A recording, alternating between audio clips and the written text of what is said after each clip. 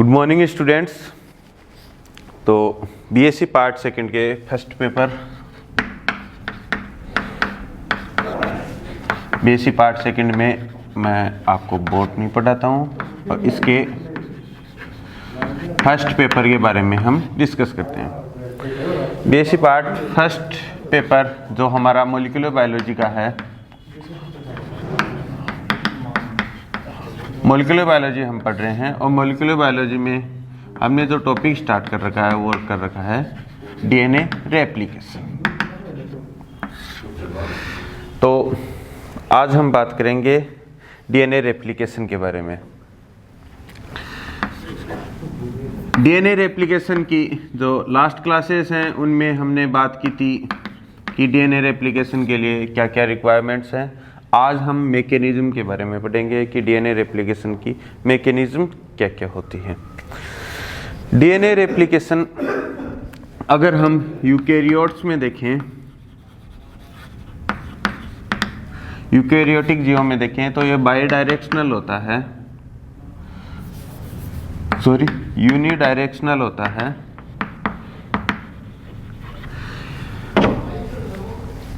DNA replication की process में सबसे पहले डीएनए अनवाइंड होता है, जो मैं रेप्लिकेशन फोक बना के आपको दिखा रहा हूं।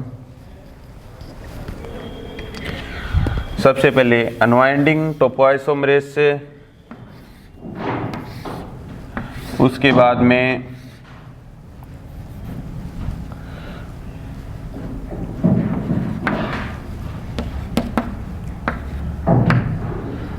डबल स्टैंडर्ड से सिंगल स्टैंडर्ड में चेंज होता है। उसके बाद में डीएनए सिंथेसिस होती है, फिर ओकाजाकी फ्रेगमेंट्स को जोड़ा जाता है डीएनए लाइगेज से। ये कुछ स्टेप्स हैं। डीएनए पॉलीमरेज के लिए डीएनए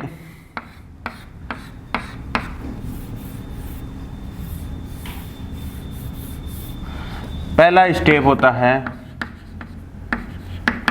अनवाइंडिंग का। अनवाइंडिंग आपको पता है ये टोपोआइसोमरेज एंजाइम की हेल्प से होती है। दूसरा स्टेप आता है डबल स्टैंडर्ड से सिंगल स्टैंडर्ड में चेंज होना, और ये हेलिकेज एंजाइम की हेल्प से होता है। ये डबल स्टैंडर्ड है और ये हाइड्रोजन बॉन्ड्स ब्रेक हो जाते हैं तो ये सिंगल स्टैंडर्ड। ये कंडीशन डबल स्टैंडर्ड है, ये सिंगल स्टैंडर्ड है। सिंगल स्टैंडर्ड में चेंज होते ही ये बन जाती हैं टेम्पलेट्स। ये क्या बन जाती हैं? टेम्पलेट। टेम्पलेट क्या चीज़ है? जिसको कॉपी करते हुए नया डीएनए स्ट्रैंड सिंथेसाइज किया जाता है, टेम्पलेट बन जाती हैं। यहाँ पर डीएनए पॉलीमरेज होता है।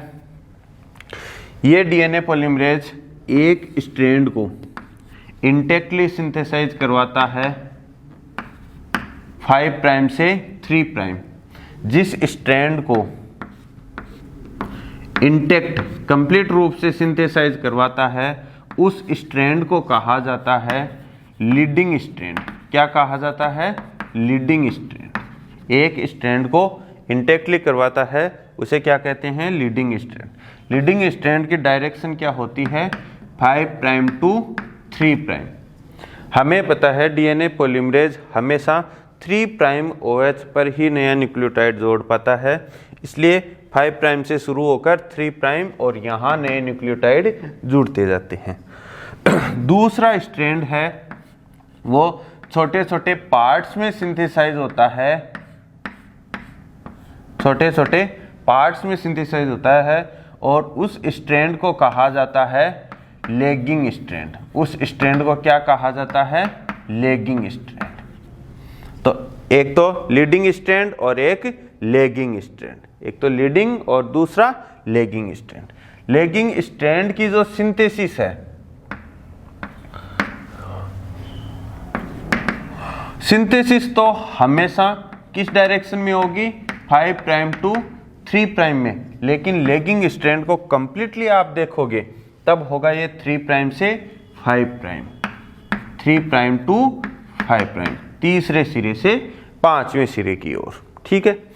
लेगिंग स्ट्रैंड के अंदर जो छोटे छोटे फ्रेगमेंट्स होते हैं उन्हें कहा जाता है ओकाजाकी फ्रेगमेंट्स, ओकाजाकी खंड, ओकाजाकी फ्रेगमेंट्स।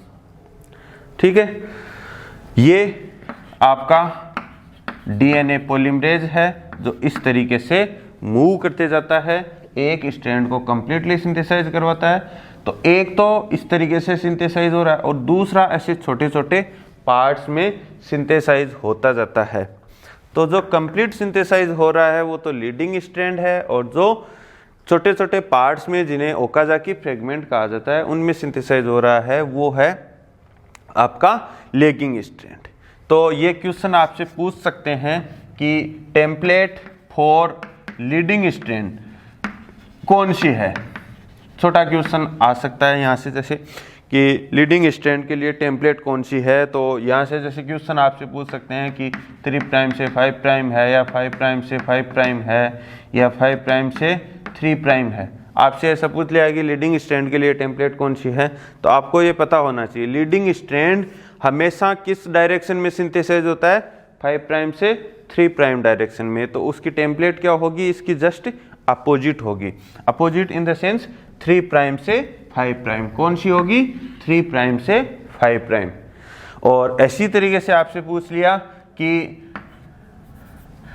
इसके लिए टेम्पलेट कौन सी है, लेगिंग स्ट्रैंड के लिए टेम्पलेट कौन सी है, तो लेगिंग स्ट्रैंड के लिए टेम्पलेट कौन सी है, 5 प्राइम से 3 प्राइम। लेगिंग स्ट्रैंड में जो ओकाजाकी फ्रेगमेंट्स हैं उनकी सिंथेसिस तो 5 प्राइम से 3 प्राइम होती है, लेकिन कंप्लीट स्ट्रैंड है वो 3 प्राइम से 5 प्राइम होता है। इन ओकाजाकी फ्रेगमेंट्स को आपस में फिर जोड़ने का काम करता है लाइगेज एंजाइम।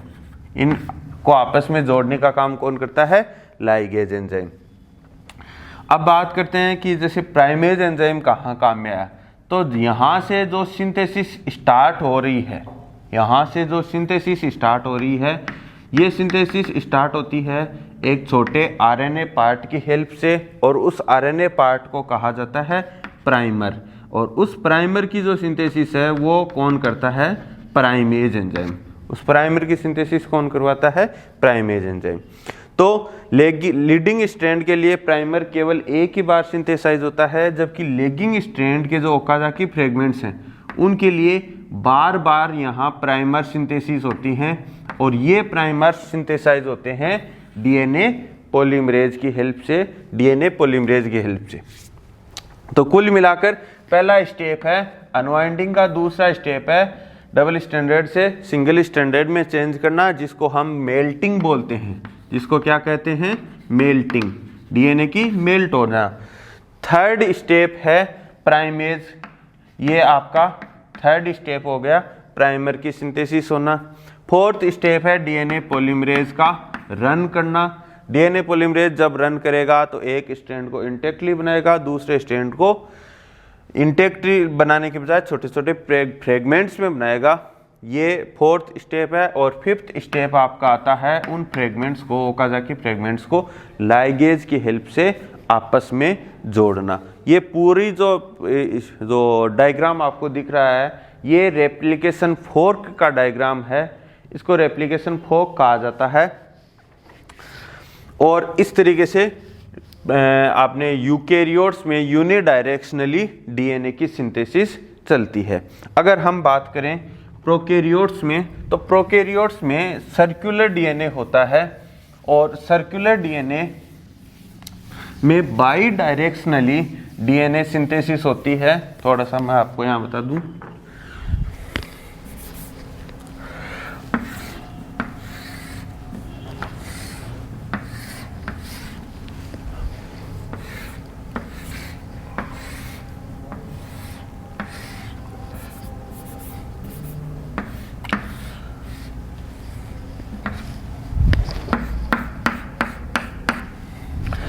प्रोकैरियोट जीवों में बाई डायरेक्शनल डीएनए रेप्लिकेशन होता है, और बाई डायरेक्शनल डीएनए रेप्लिकेशन में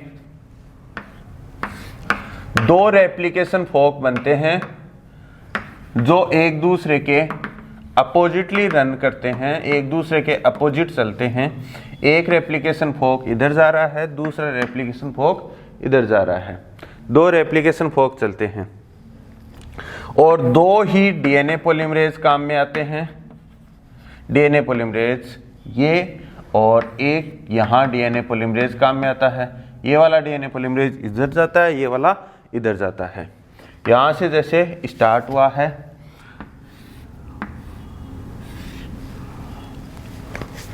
जैसे हम इनको डायरेक्शन दें 5 प्राइम, तो ये स्ट्रैंड 3 प्राइम, 3 प्राइम, ये स्ट्रैंड 5 प्राइम।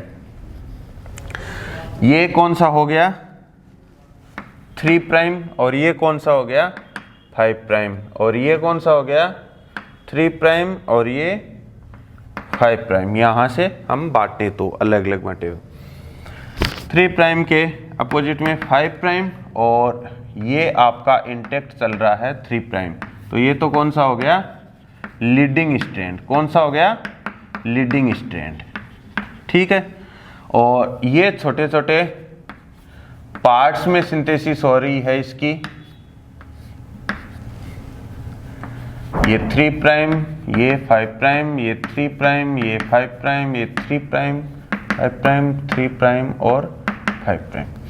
इन पार्ट्स में ये कौन सा स्ट्रैंड हो गया लेगिंग स्ट्रैंड, कौन सा स्ट्रैंड हो गया लेगिंग स्ट्रैंड। लेगिंग स्ट्रैंड के अंदर ये क्या है ओकाजाकी फ्रेगमेंट्स, क्या है ओकाजाकी फ्रेगमेंट्स।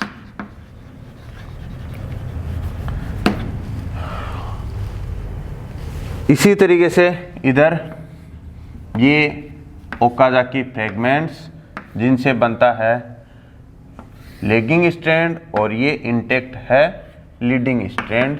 तो लीडिंग तो इंटेक्ट, और छोटे छोटे पार्ट्स में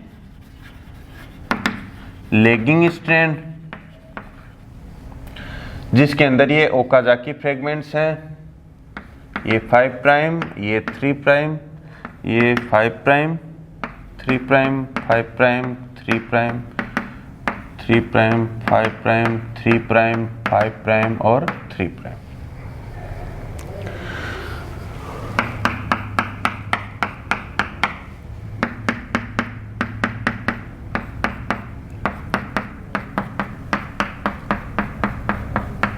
तो दो रेप्लिकेशन फोक एक साथ काम कर रहे हैं, दो रेप्लिकेशन फोक एक साथ काम कर रहे हैं, एक इधर मूव कर रहा है और एक इधर मूव कर रहा है, और इसीलिए जो प्रोकैरियोट्स में जो डीएनए रेप्लिकेशन होता है उसे हम by directional DNA replication fork कहते हैं। इन ओकाजाकी फ्रेगमेंट्स को फिर आपस में जोड़ने का काम जो करता है वो करता है आपका डीएनए लाइगेज एंजाइम। तो ये डीएनए लाइगेज इन ओकाजाकी फ्रेगमेंट्स को अलग कर देता है। अलग करते ही ये फिर क्या हो जाते हैं, दो स्ट्रैंड हो जाते हैं। एक हो जाएगा 5 प्राइम से 3 प्राइम और दूसरा हो जाएगा 3 प्राइम से 5 प्राइम। एक ये स्ट्रैंड और एक ये हो जाएगा 5 प्राइम से 3 प्राइम और 3 प्राइम से 5 प्राइम। दो स्ट्रैंड सिंथेसिस हो गए। ठीक है, तो ये है हमारी डीएनए रेप्लिकेशन की प्रोसेस। अगली कक्षा में हम बात करेंगे ट्रांसक्रिप्शन के बारे में कि जो अनुलेखन की प्रक्रिया है वो किस तरीके से होती है। सेंट्रल डोग्मा के बारे में हम बात करेंगे।